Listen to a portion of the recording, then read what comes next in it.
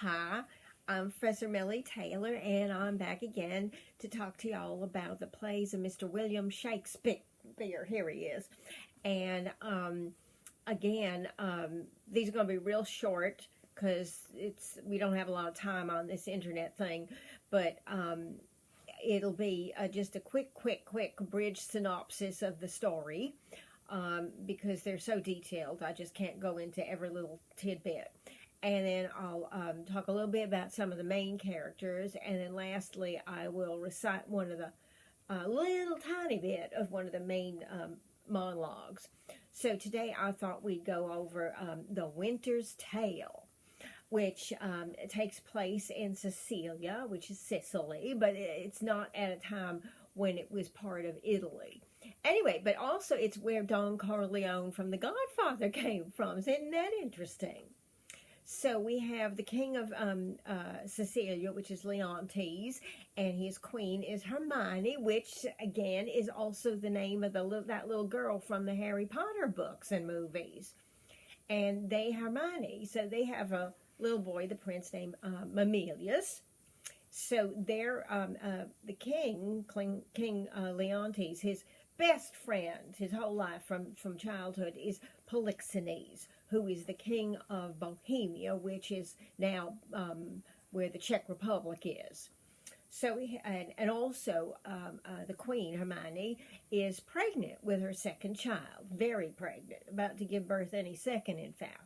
So she and Polixenes are talking because, he's been there visiting with them for quite a while, and it's time for him to go back to his own kingdom.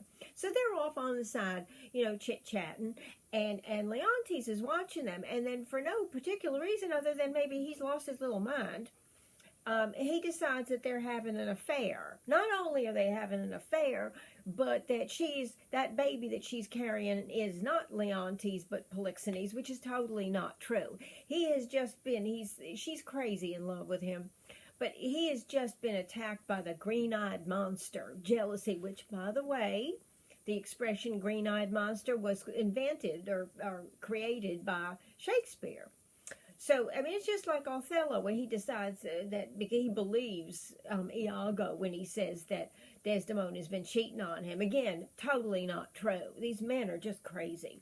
Anyway, so let me get back to this story. So, he decides to throw Hermione in prison and have her put to death for cheating on him. Now, while she's in prison, she gives birth to the baby, who turns out to be a little girl, and she names her Perdita. Well, he's still so angry, and he still doesn't believe this is his baby. So he asks his courtier, Antigonus, to take the baby and just throw her out in the woods and let her die from the elements or a wild animal killer or something. He doesn't care. Well, of course, Antigonus can't do this because he's a really decent human being. And his wife is Paulina, who is the queen's lady-in-waiting, and she is extremely devoted to her. So she gets really mad at the king, Paulina, and she doesn't care what happens to her. She doesn't care if he kills her. She doesn't care because she just wants to tell him off because he deserves it. Because now the queen, after giving birth, died. And this is all his fault. And then his son dies. Everybody dies because of this idiot king. So she just tells him off, and here's her little speech. What studied torments, tyrant, hast thou for me? What wheels, racks, fires, what flaying, boiling in leads or oils, what old or new torture must I receive? Whose every word deserves to taste of thou most worst. Now, I'm just skipping around because it's long. Thou betrayest Polixenes, the casting forth to crows, the baby daughter, the queen, the sweetest, dearest creature's dead. And then there's more. Anyway, so Paulina is just beside herself with anger. She just wants to smack this boy upside the head. So Paulina's husband takes the baby. He can't leave her out there. He takes the baby to Bohemia, and just in case it is Polixenes' baby, and he leaves her near this farm, and he thinks this looks like a real nice place. Well, what happens is the farmer finds the baby and takes her in and decides to adopt her and, raise her as his own. Well, now we skip ahead 16 years, and Perdita is all grown up, and she's got a real happy life. I mean, she's a happy little farm girl, and everybody's just loves her. And she has met this young man named Florizel, but what she doesn't know is that Florizel is the prince of Bohemia. He's the son of Polixenes. So she just thinks he's a peasant.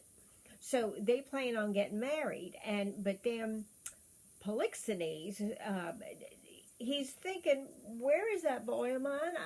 Hello, anybody know where my son the prince is? Well, no, nobody does. So he decides to go out and walk through Bohemia looking for this boy.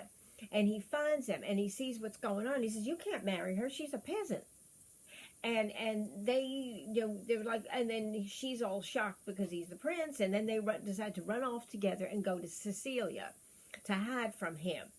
Now, so when they find out that Polixenes is coming after them, they run and hide even more. And then what happens next? I'm losing my train of thought here. I get nervous on the camera. Oh, so then there's this thief, Autolycus, he's just out for no one but himself, and he just makes up lies right and left. Except the one thing that we, the reader, and Polixenes and Leontes find out from him, which is true, is that Perdita is Leontes' daughter. And then suddenly everybody's happy that she's with Florizel, and so then they're all calmed down and not crazy anymore. Then we're at the end, and Paulina, I'm just skipping to the end, Paulina at her house has a statue of Hermione that she pulls out while she's yelling again at the king, and she says, and she comes to life. The statue comes to life, and she's also 16 years older, and he just, Leontes just begs her forgiveness for being such an idiot, and then the two kids get engaged, and everybody's happy, and everybody lives happily ever after that. So, now mind you, again, wow, it's at the speed of light I'm talking. I had to skip around and jump and leave out stuff because I just don't have enough time.